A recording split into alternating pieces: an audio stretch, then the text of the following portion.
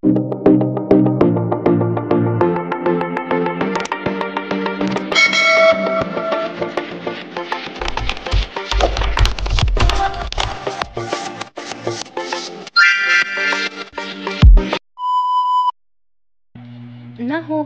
ba sa iba ang iyong partner?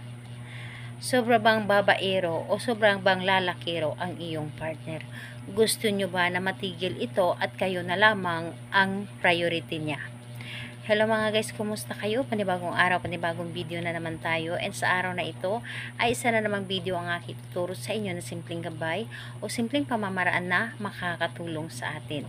At bago ang lahat, gusto ko lang mag-disclaimer sa mga taong hindi naniniwala at hindi gusto ang mga kagaya nitong video.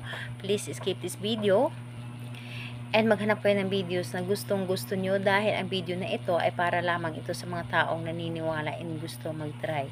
Sa lahat po ng mga nagko-comment dito sa aking video dito sa loob ng aking channel, mag-ingat sa lahat ng mga nagre-reply sa inyo na dinadala kayo sa kanilang WhatsApp Imo app upang makaiwas po tayo sa scam.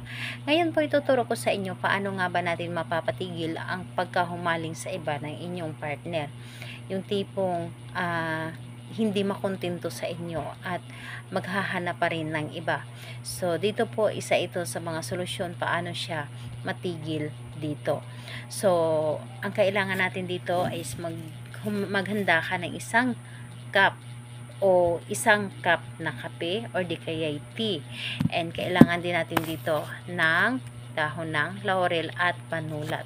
So sa panulat naman, pwedeng red or itim na panulat. Yun po ang ating dapat na gamitin. And maganda din tayo ng lighter o di kaya posporo. So yun ang ating dapat na ihanda. And kailangan na alam mo sa iyong sarili na gustong-gusto mo itong gawin, buo ang inyong loob, tiwala at paniniwala sa paggawa nito at hindi ka nagdududa dapat dito. So ngayon, kapag ready ka na, pwede mo na itong umpisahan. So ang gagawin mo lamang dito, napakadali lamang. Dito sa isang, halimbawa ito ay may laman ng kape. Dapat kape lamang or tea. Dito sa iyong cup na naglalaman ng kape or tea, ay lagyan mo itong dahon ng laurel. Pero, dito sa dahon ng laurel, isulat mo dito ang kanyang pangalan. Isulat mo dito ang kanyang pangalan at isulat mo rin dito, itigil na ang pagkahumaling sa iba.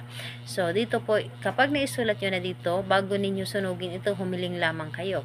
Hilingin nyo dito, sa pamamagitan nito, ikaw, pangalan ni partner, ay matigil na sa pagkahumaling sa iba at sa akin na lamang ang focus mo, ako lamang ang priority mo at ako lamang ang mamahalin mo habang buhay.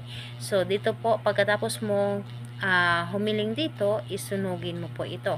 Sunugin mo at yung abo niya ay isalo nyo dito sa kape. Yung abo niya, isalo dito, and kailangan maubos lahat yung dahon ng laurel. At saka mo siya haluin dito. So, haluin ninyo ng haluin. Habang hinahalo nyo dito, ay isipin ninyo na matigil na ang pagkahumaling niya sa iba. So, ayan po, ibigay ninyo ang kape na ito at ipapainom sa kanya. And dapat po, halong-halo talaga ang kape at hindi makita na merong lumulutang or merong nakalagay na abo. And mas maganda na tea ang inyong gamitin, dahil yung tea is meron talagang mga parang dahon-dahon. So ayun po, mas maganda po para hindi niya mapaghalataan na meron kayo ginawa. So gawin ito sa araw ng Tuesday and Friday. Yun lamang ang araw na pwede ninyong gawin. So kahit anong oras naman pwede, basta araw lamang ng Tuesday and Friday ang paggawa nito. Pwedeng pagka Tuesday gawin ninyo, and pagka Friday gawin ninyo ulit, wala pong problema. Yun ang gagawin po ninyo. And think positive, ito ay gagana at matigil na ang pagkahumaling ng inyong partner sa iba. So ayan po, salamat po sa inyo. Bye bye everyone, God bless us all.